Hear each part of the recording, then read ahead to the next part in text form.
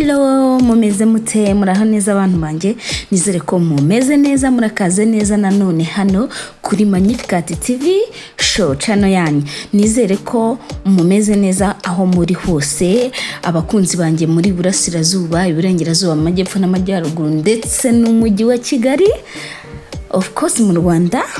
Ndabashuhuje cyane kandi ndabakunda abakunzi banje muri mu bihugu by'abaturanyi, abarundi mbabona, Uganda, Kenya. Nizere ko mumeze neza mwese. Muri iyi video rero nabateguriye uyu munsi, nabateguriye kubereka uburyo amakosa 10 ukora utaruzi mu gihe uri kunywa amazi. Rero irinde aya makosa 10 mu gihe unywa amazi. Amazi ni ingenzi ku buzima, ariko hari amakosa menshi abantu bakora mu gihe bayanywa bikaba byagira ingaruka mbi ku buzima. Niba ushaka kunywa amazi mu buryo bwiza kandi bwiza ku mubiri wawe, irinde aya makosa akurikira ngiye kukubwira.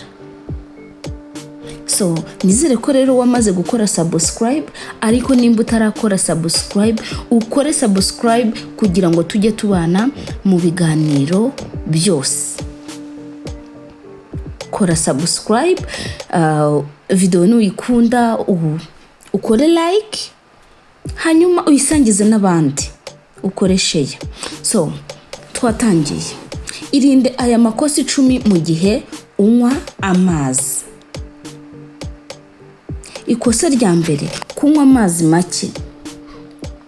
Umubiri wawe ukeneye amazi ahagije buri munsi. Kunywa amazi make bishobora gutera umwuma, kubabara umutwe no kugira uruhu rwumagaye. Ni byiza kunywa amazi nibura litiro 2 z'amazi ku munsi. Ese wowe wajya gubikora ukanywa byibuza litiro 2 z'amazi ku munsi? Yes, ni ikosa ushobora gukora utarubizi, ukumva ko uzanywa amazi igihe wayashatse. Ujye ugerageza unywe litiro nibura 2 ku munsi. Ikosa rya kabiri ukora utaruzi ni ukunywa amazi menshi cyane icyarimwe. Kunywa amazi menshi cyane icyarimwe ni ikosa rya kabiri. Nubwo amazi ari meza kuyanywa, ariko kunywa amazi menshi icyarimwe bishobora gutera ikibazo cyo gutakaza intungamubiri z'umubiri, aricyo bita electrolyte imbalance, bigatera umunaniro n'ububabare bw'umutwe.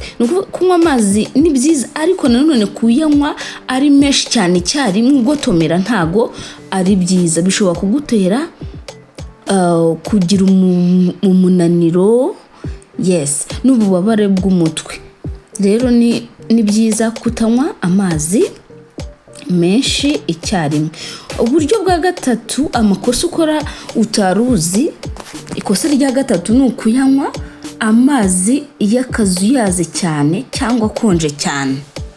Amazi y'akazuyaze cyane ashobora kwangiza amara, naho ayakonje cyane ashobora gutuma igikorwa kigogorwa kidakora neza. Ni byiza kuyanywa amazi ashyushye gake cyangwa asanzwe. Ntabwo ugomba kunywa amazi ashyushye buri gihe kuko bishobora kukwangiriza amara.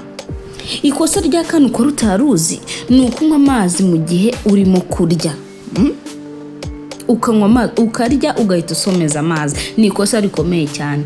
Kunywa amazi menshi uri kurya bishobora kugabanya acide mu gifu, bikagabanya ubushobozi bwacyo bwo gusya ibiryo. Ni byiza kuyanywa amazi iminota 30 cyangwa nyuma yo kurya. Ugomba kunywa amazi nibura umaze kuryaho hagashira iminota 30, then ukabona kunywa amazi, cyangwa se mbere yuko ufata amafunguro yawe h'iminota 30.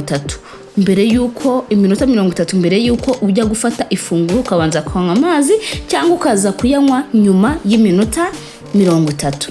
Iryo naryo ni ikosa wakora gutaruzi. Ikosa rya gatanu ni ukunywa amazi uri kunywa inzoga cyangwa soda. Inzoga na soda bikura amazi mu mubiri aho kuyongera. Iyo unyweye amazi nyuma y'inzoga cyangwa soda uba ufashije umubiri kugarura amazi yatakaye.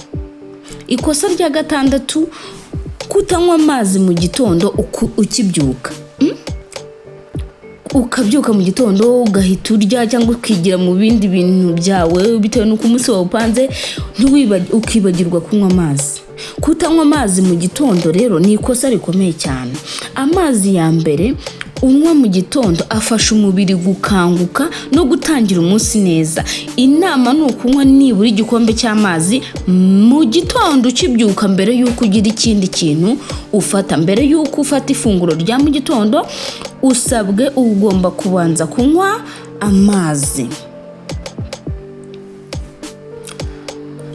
Ikosa rya gatandatu ni ukutanywa amazi mu gitondo ukibyuka. Yes, iri nabibabwiye. Ikosa rya karindwi ni ukunywa amazi avuye mu bidendezi. Niba uri kunywa amazi atizewe ashobora kuba arimo udukoko twatera indwara.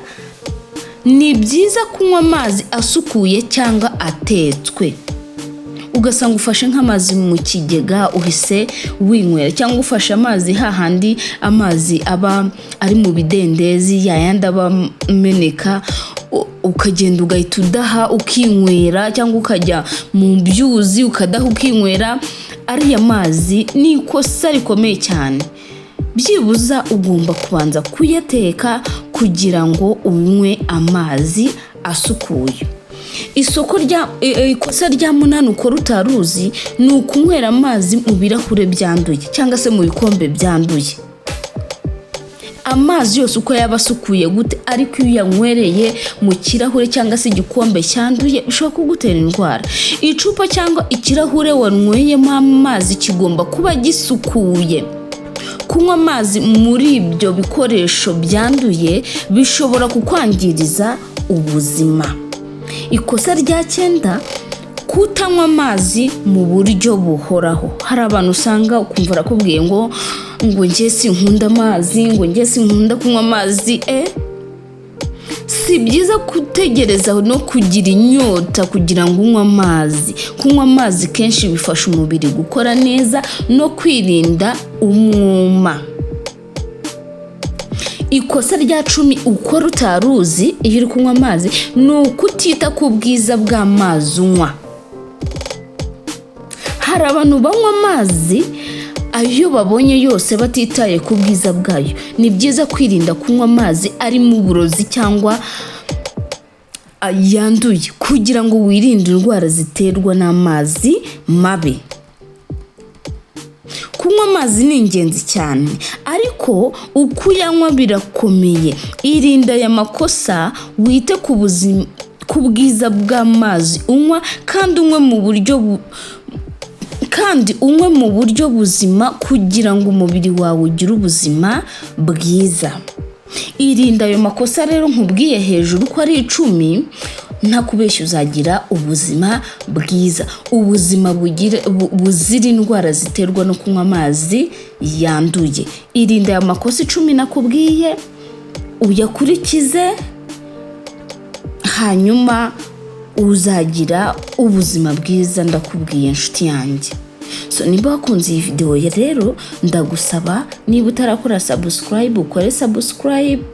Nimba wayikunze utere comment na like, utubwire uko ikiganiro ukibonye, kandi nimba wumva iki kiganiro hari icyo kigufashije wibuke gusharinga, wibuke kugisangiza inshuti zawe, abavandimwe bawe, yes, n'abandi bantu muziranye bose. Murakoze rero.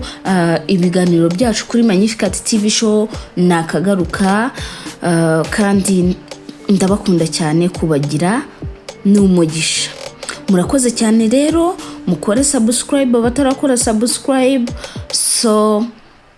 mugire ibihe byiza.